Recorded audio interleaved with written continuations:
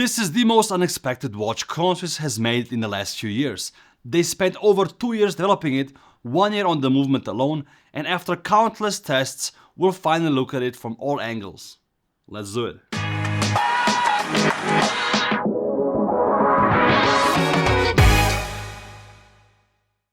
Hello, welcome to Swiss Watch Gang.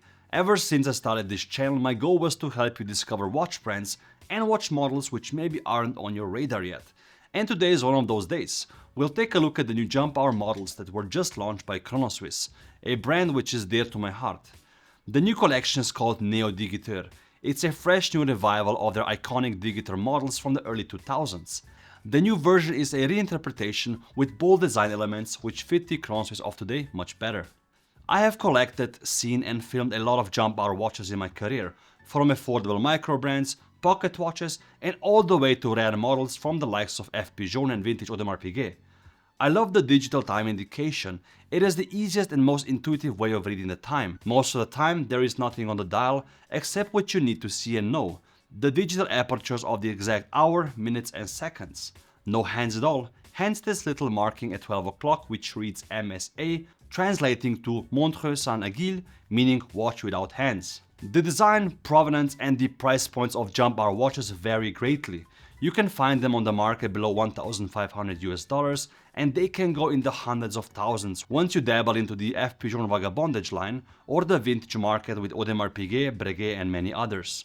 Finding a good balance is more difficult. In the case of Chronoswiss, you have an established brand with years of experience in producing and servicing watches, worldwide distribution and a solid reputation. This is all very important because you'd be surprised how difficult jump hour watches are to make and maintain. If the movement isn't well built, you can really spend a lot of money on repairing it, and in some cases, even that's impossible. So before you buy any old jump hour watch or clock, make sure it works and it's actually serviced. In the case of Chronoswiss, you won't have to worry, of course. And it's not just because the watches are new and tested, it's because they spent over 1 year developing a module in-house in Lucerne for this jump hour mechanism. They were kind enough to send me pictures of how the module looks below the dials, so we can check that out together. You can't just buy a reliable module like this, you have to develop it in-house. And there's a special technical solution to it as well, something that will save you lots of headaches down the line.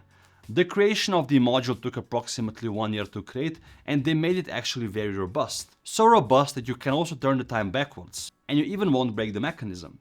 On the contrary, the time will also go backwards, including the jumping hours. If you have never owned a jump hour or you don't have a friend who screamed at you when you wanted to turn it backwards, I can tell you that this is a big deal. Usually the way the module and the jumping mechanism is set up, you can only turn the time forward. So if you don't set up the watch correctly, you'd have to go all the way forward until you land back at the desired time. In this case, you can easily just go backwards, without even breaking the mechanism. A huge relief, especially if you wear it daily and like to show your friends how it actually works.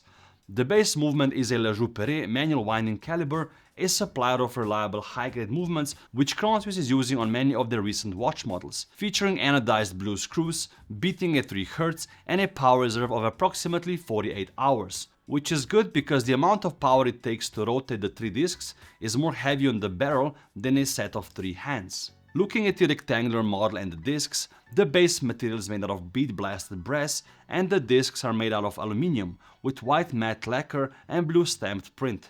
I love the choice of blue numerals on both models. It adds a little splash of color and excitement to the watch. The caliber also features special decoration on the back side. There you can find a big hand guilloché bridge and a ratchet. The ratchet wheel has been satinated by hand and hand guillochéed in the atelier in Lucerne. The guilloched bridge is also gold plated, and I've asked them why they went with this design choice. The designers said that they wanted to create a contrast between the legacy and what the atelier in Lucerne stands for nowadays. Chronoswiss is known for their in-house made guilloché dials, so incorporating it onto the movement makes sense. The shape of the sapphire glass on the back also mimics the shape of the opening of the early 2000s Digiteur model, paying respect to their history. The first 2 watches they're launching are these 2, the Sand and the Granite models. I think they chose well because I think they will address 2 different kinds of watch collectors. Personally, I love the Sand version due to this slightly shimmering brass dial which is sandblasted by hand and afterwards galvanic coated in a gold 4N color. But on the other hand, I see the Granite with its black lightly vertically brushed style as a more appropriate everyday watch. The black color is also more timeless in a way. The fact of the matter is you can't go wrong with either of them. And the fun part is also that the dial is curved. It is curved to match the curved shape of the case and to feel more unified. And because the dial and case are curved, they also created a curved sapphire crystal for it. Something which wasn't easy to do. Details like this matter a lot. The dial side of the watch features more handcraft because the texture, the sandblasting on the sand model is done by hand. And the satinage on the black granite model is also done by hand. I'm talking about the slightly vertical brushing you see here. All the text on the dials are printed except the big minute pointer.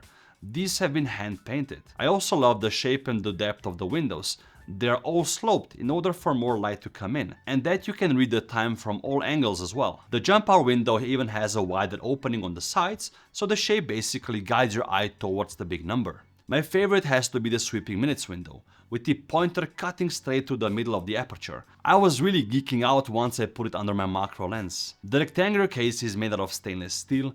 Overall, it features a satin matte brushed finish and neatly hand-polished edges going around the sides.